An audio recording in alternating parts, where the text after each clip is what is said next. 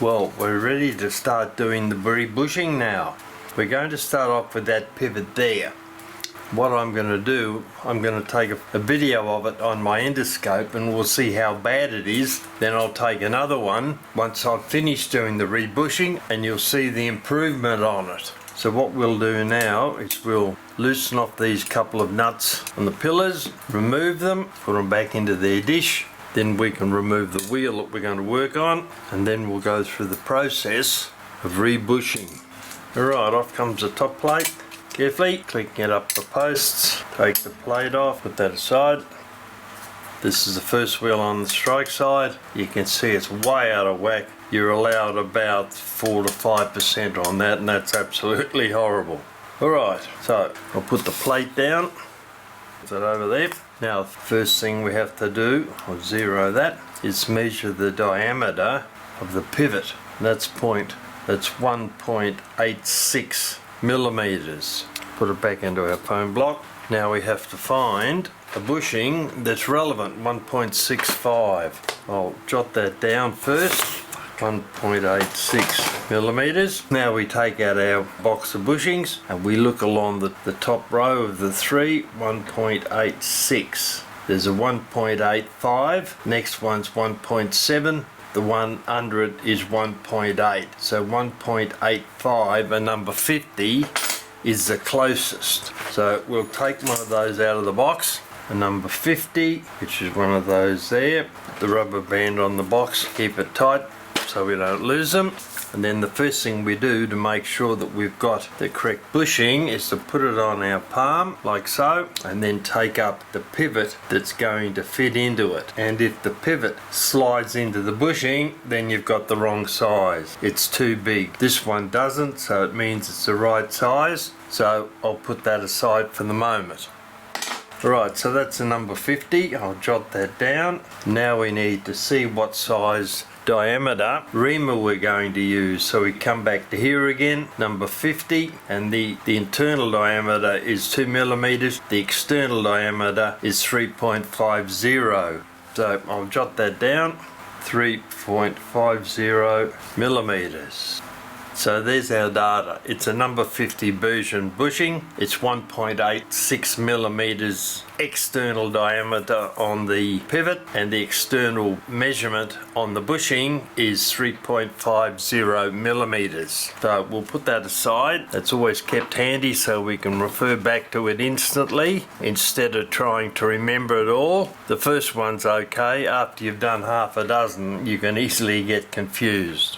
Right, now we want a 3.50 millimeter reamer. That's one of these guys, a cutter with two very sharp sides on it, and its diameter is 3.47 millimeters, 3/100ths of a millimeter too small, because once we've set the bushing into the plate, we're going to widen the internal diameter using a cutting broach. A lot of people just take this size reamer and put it straight into the machine and crank away, and it takes quite a lot of time to remove that amount of metal out of the plate. But what I've found over the years, I go down 3 sizes and then I ream out to that size, which is 2.47 millimeter. Then I come up to the next size, which is 2.97, and then up to the third size, which is 3.47. Alright, now first thing we do, we take out the center finding tool, and remember I said we didn't have any problems with elongated bushings on this movement, so we can go straight into that. It's got him. Tighten down the grub screw so we can go straight into getting the bushing sorted. We don't have to make adjustments to the center. Right, press the center finding tool down into the center of the hole, spin the plate round a little bit to make sure it's correctly positioned, then tighten down, open it up a little bit, it's be easier. Tighten down the clamps on either side to hold the plate securely. Turn round, check the center finder again in the plate. Yes, that's alright. Now, take out the center finding tool, put it back into the box. We'll start off with a 2.47 millimeter reamer. Slide it up into the machine and tighten down the grub screw. Alright, now putting a little bit of pressure on the handle. You don't want too much. Just slowly turn the handle round and the reamer which is very sharp, cuts through the metal on the plate. We'll replace that with the next size up, 2.97 millimeters. Tighten it down with a grub screw. Once again, lower the handle with a little bit of pressure downwards. Wind the handle down.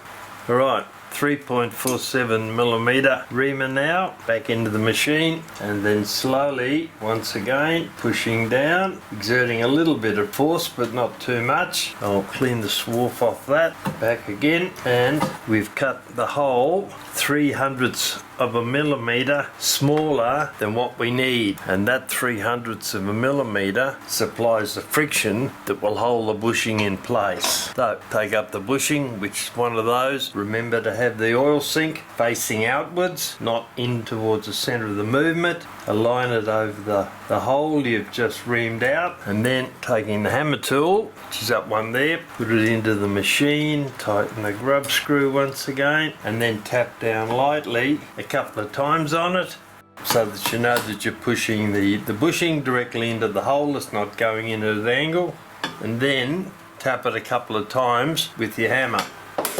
Right, undo the plate now and remove it from the machine. That's our new bushing there. That's a mark beside it so we know which one we're working on.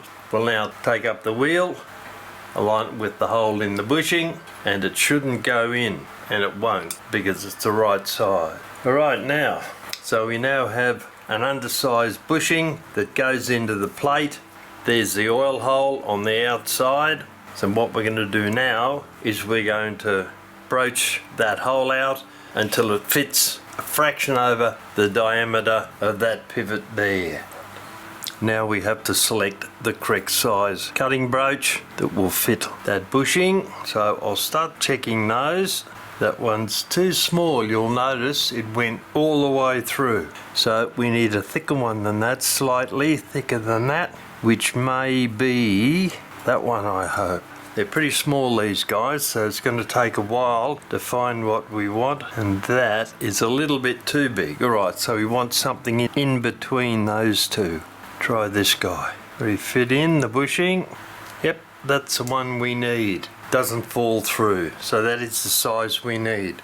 Take the cutting broach out, put it into a pin vise, and tighten the end down. It's now quite secure in there. Now we can start broaching that hole out so that it fits the size of the pivot. Now, what we've got to do now, when we're using a cutting broach inside a bushing, we have to have the cutting broach perpendicular to the plate on all faces all the way round. If you don't, you're going to cut in at an angle and the pivot won't run freely in it. So what we do, as we're slowly turning the cutting broach round, we're checking all sides to make sure that we're running perpendicular. We go about half the way down the cutting broach and then try to fit the pivot in, and it doesn't fit. It's not ready yet. Remember, this is a very slow operation, time consuming, but if you rush it, you'll make a mistake. You've got to start the whole operation again. Alright, that's the end of that cutting broach. We want one that's slightly larger. Test it in the hole first again. You can see it's sitting there. Yep. Alright. Back into the pin vise, tighten it down, put the cutting broach into the bushing, align it so it's at 90 degrees, half a dozen turns, take it out, check the pivot, getting closer but it's not there yet. Right, another half dozen turns, check in to make sure that we're perpendicular on all planes, try the pivot, getting close but not quite. Okay, back again. That's the end of that cutting broach, and I think that's the largest one of my small ones. So we'll have to move up to the larger size broaches and find the smallest one of those. See how that looks.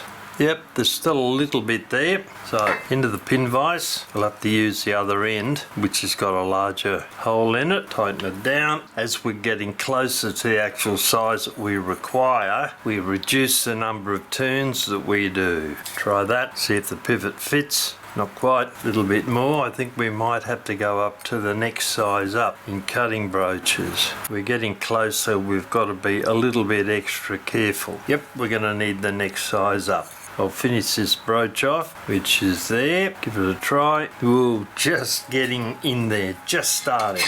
Alright, we need the next size broach from there, cutting broach, which, I don't know, bit hard to tell, that might be too big, we'll have a look and see. No, that's the one we want. Alright, back into the pin vise, getting pretty close. Alright, align the cutting broach, 90 degrees, half a dozen turns, take him out. Ooh, getting very close. While you're using a broach, bear in mind those 5 cutting sides cut very, very efficiently.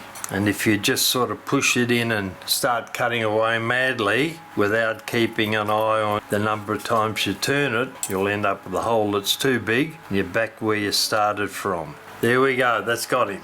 Alright, lovely. So what I'll do now is I'll take another endoscope on that once I put the plates together, and you can see how tight it is now in relation to what it looked like before.